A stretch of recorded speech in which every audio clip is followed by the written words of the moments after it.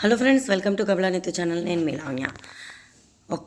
ఒక్క ఎపిసోడ్ అండి అందరి తమ్నైల్స్లో యష్మి పేరేనండి. అర్థమైందా? నిన్నటి ఎపిసోడ్తో నేను చాలా రోజుల తర్వాత ఒక ఎపిసోడ్ చూశాను.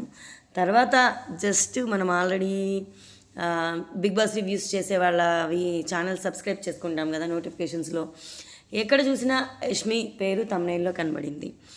యష్మి లాంటి చెత్త కంటెస్టెంట్ని చూడలేదు అని ఆదిరెడ్డి గారు, శోభ ఎందుకు దండగా యష్మి ఉండగా అని చెప్పి ఫణి, అట్లానే ఇంకా సో మన గీతు కూడా యష్మి గురించి తమ్నైల్ పెట్టింది. మళ్ళీ నా మహిదరు యష్మి గురించి పెట్టాడు. సంచాలకుని బెదిరించిన యష్మి అని సృజన ఇన్ఫోటైన్ వాళ్ళు ఇలా చాలామంది యష్మి గురించే చెప్పారు.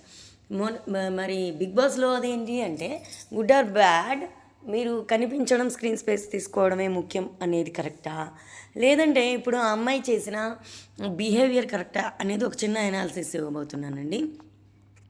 దాదాపుగా అందరూ సైకలాజికల్గా ఏదో ఒక డిప్రెషన్ నుంచి బయటపడాలనుకోనో వచ్చిన వాళ్ళేనమాట ఈసారి వచ్చిన బిగ్ బాస్ కంటెస్టెంట్స్. దానికి మెయిన్ ఉదాహరణ ఫస్ట్ వీక్లోనే అంత ఎమోషనల్ కంటెంట్ ఇచ్చిన నాగమణికంట. కొంతమంది ఎమోషన్స్ దాచుకోగలరు, కొంతమంది దాచుకోలేరు. ఇది ఒక్కొక్కళ్ళ మానసిక ఒత్తిడి మీద నుంచి అదే సైకలాజికల్ స్టేటస్ మీద ఆధారపడి ఉంటుంది. ఫర్ ఎగ్జాంపుల్, నిన్నటి యష్మి ప్రవర్తన చూస్తుంటే మీలో చాలామంది కోపం వచ్చి ఉండిద్ది. నాకైతే మాత్రం యష్మి ప్రవర్తన చూసినప్పుడు నాకు నవ్వు వచ్చింది. ఏం చేస్తుందో తనకే తెలియట్లేదు, ఎంఐ మర్చిపోయింది, ఏం చేస్తుందో తనే మర్చిపోయింది అనే ఫీలింగ్ వచ్చిందండి. అందుకే అసలు ఆ అమ్మాయి బిహేవియర్ ఏంటి, అసలు ఎందుకు తను అలా బిహేవ్ చేసింది అనే ఒక చిన్న అనాలిసిస్ అనమాట. సైకలాజికల్ డిప్రెషన్ నుంచి వచ్చారు, ఏదో బ్రేకప్ అయ్యి వచ్చారు, ఏదో ప్రతి ఒక్కళ్ళది అదే స్టోరీ కదా, అలాంటి స్టోరీసే కదా. మరి అలా వచ్చింది, తనకంటూ ఒక అవకాశం వచ్చింది. ఆ విపరీతమైన దుఃఖం నుంచి బయటపడి మా విపరీతమైన ఆనందం వచ్చింది. నేనేంటో నేను ప్రూవ్ చేసుకోవాలి అని చెప్పిన ఆనందంలో తను ఇచ్చిన రియాక్షన్స్ ఎక్కువగా ఇచ్చింది.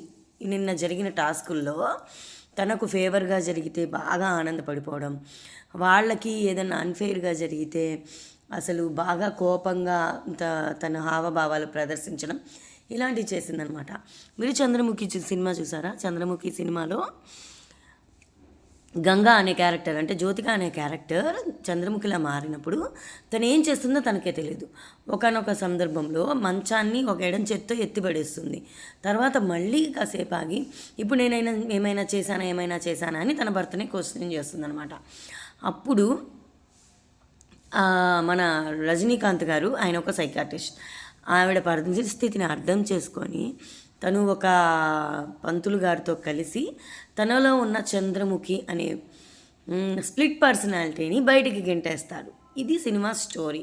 చంద్రముఖి వచ్చినప్పుడు జ్యోతిక ఎలా బిహేవ్ చేస్తుంది, అలానే ఈరోజు యష్మి బిహేవ్ చేసిందనమాట. అందుకే చాలామంది చంద్రముఖిలా మారిన యష్మి అని చెప్పారు, అదే తమ్నైల్ పెట్టారు. సో ఇక్కడ నేను చెప్పేది ఏంటి అంటే, విపరీతమైన ఒత్తిడిని అనుభవించి వచ్చిన వాళ్ళు చిన్న ఆనందానికే ఉప్పొంగిపోయి తాము ఏం చేస్తున్నాము అనే పరిస్థితిలో ఉన్నప్పుడు, తెలియని పరిస్థితిలో ఉన్నప్పుడు ఇలానే జరుగుతుంది. ఇది ఒక సైకలాజికల్ ఫీలింగ్ అన్నమాట, సైకలాజికల్ ఇష్యూ అన్నమాట. ఇది అలాంటి వాళ్ళకే అర్థమవుతుంది. రజనీకాంత్ గారు సైకాటిస్ట్ కాబట్టి, అది సినిమా కాబట్టి గంగాని క్యూర్ చేశారు. ఇప్పుడు ఇక్కడ చంద్రముఖి యష్మి అయితే మరి సైకాటిస్ట్ ఎవరు అని అంటే ఖచ్చితంగా నాగ్ సార్. రేపు నెక్స్ట్ వీక్ శనివారం ఎపిసోడ్లో నాగ్ సార్ రజనీకాంత్లాగా మారబోతున్న నాగ్ సార్ అని నాకు అనిపిస్తుంది. మీలో ఎంతమందికి నాకు అనిపించినట్లే కింద కమెంట్ బాక్స్లో కమెంట్ చేయండి. అలాగే ఈ వీడియో మీకు నచ్చినట్లయితే ఖచ్చితంగా లైక్ చేయండి. యష్మి ఫ్యాన్స్ ఎవరైనా ఉన్నారు అంటే ఇది మీకు చాలా ఉపయోగపడుతుంది. తన ఓట్ బ్యాంక్కి ఇది పనికొస్తుంది అని అనుకుంటున్నాను. అందుకే తన అసలు నామినేషన్స్లో ఉందో లేదో కూడా నాకు తెలియదు. యష్మికి ప్రమోషన్ చేసుకోవాలి అంటే ఇది బాగా ఉపయోగపడుతుంది. సో